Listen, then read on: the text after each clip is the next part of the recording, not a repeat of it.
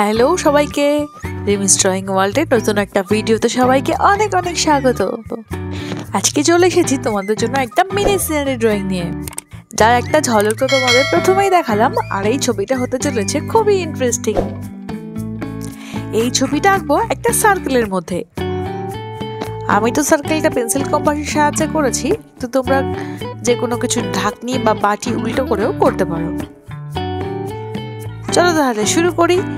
সবার প্রথমে পদ্ম ফুল আঁকার জন্য একটা ইউ শেপ করে পদ্ম ফুলের মাঝখানটা করেছি, তারপর পাপড়িগুলো এক এক করে করে দিচ্ছি।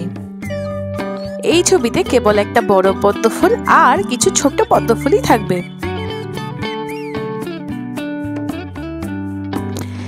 হয়ে গেছে আমাদের পদ্ম ফুল। করছি পদ্ম ফুলের পাতা আর দু একটা পদ্ম ফুলের কড়ি।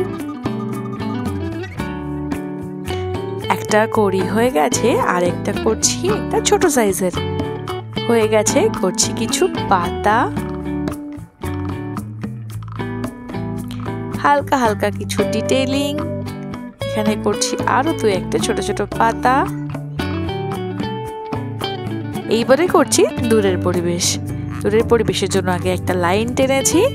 এইবারে করছি অল্প অল্প হালকা কিছু ঘাস, যেটা জলের মধ্যেই গজিয়েছে, জলের মধ্যে থেকে উকি দিয়ে আছে।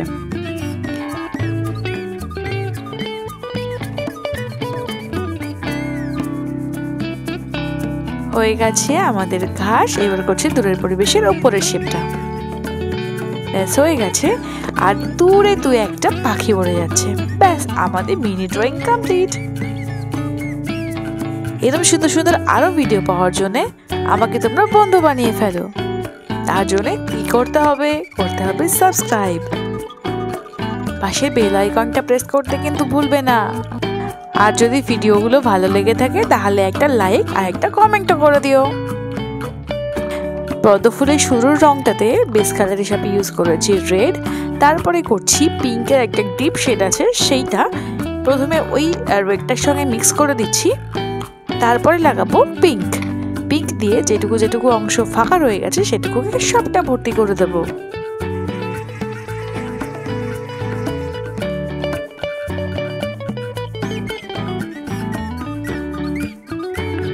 নিচের পাপড়িগুলো করে দিচ্ছি একবারে। ব্যাস হয়ে গেছে উপরের রং। এইবারে এই যে বার্ডস গুলো বা কড়িগুলো রয়েছে, সেই কড়িগুলোতে নিচের রেড আর উপরে পিঙ্ক দিয়ে করে দিলাম। এখন করছি এই যে শাপলা পাতাগুলো আছে সেগুলোর জন্য সবার প্রথমে স্যাপ গ্রিন রংটা একটু আউটার লাইনটাকে করে নিলাম। তারপরে হালকা সবুজ দিয়ে আরেকটা লেয়ার করছি, এবং সব শেষে লেমন ইয়েলো দিয়ে সবটা বাকি যে জায়গাটা আছে সবটাকে ভর্তি করে দেবো। ব্যাস তাহলেই হয়ে যাবে আমাদের পাতার রং। এইবার ডার্ক গ্রিন রংটা দিয়ে যেটুকু অংশ বাকি রয়েছে, যেমন ধরো পদ্ম ফুলের নিচের অংশ, তারপরে এই যে ছোট ছোট ঘাসগুলো আছে সেইগুলো সবটা একেবারে কভার করব।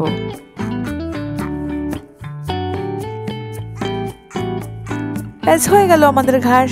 এইবারে স্কাই ব্লু রংটা দিয়ে জলের যেটুকু অংশ বেশি মানে হচ্ছে, যেমন ধরো দূরের পরিবেশের পাশটা বা এই যে পদ্ম পাতার নিচের অংশগুলো যেগুলো ছায়া পড়তে পারে, সেই জায়গাগুলোকে একটু ডিপ রেখে বাকি জায়গাটা লাইট করে ভরাট করে দিচ্ছি।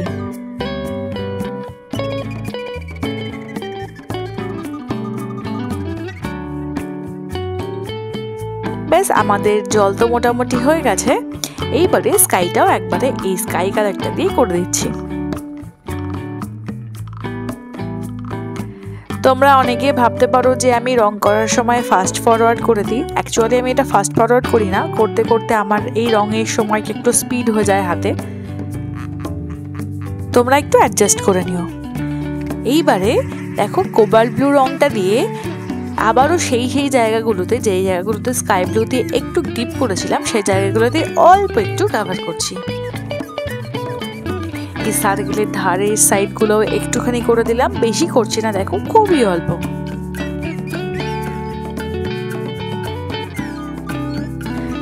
হয়ে গেছে আমাদের কোবাল্ট ব্লু এর কাজ।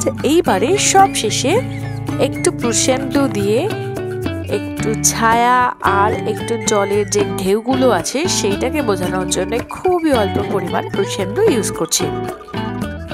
আমাদের জল আর আকাশ তো মোটামুটি কমপ্লিট হয়ে গেছে, আর রয়েছে বাকি দূরের পরিবেশ। দূরের পরিবেশের জন্য সবার প্রথমে ইউজ করছি স্যাপ গ্রিন। স্যাপ গ্রিন রংটা একটু নিচের দিকে ডিপ আর উপর দিকে হালকা টোনে করে নিয়েছি। এইবারে এই লেমন ইয়েলো রংটা দিয়ে বাকিটা মিক্স করে দিচ্ছি। ব্যাস আমাদের এইটুকু করলেই ছবি কমপ্লিট। আজকের এই মিনি সিনারি ড্রয়িং তোমাদের কেমন লাগলো কমেন্ট করে অবশ্যই জানিও। সবাই খুব ভালো থেকো, টাটা, দেখা হবে পরের ক্লাসে।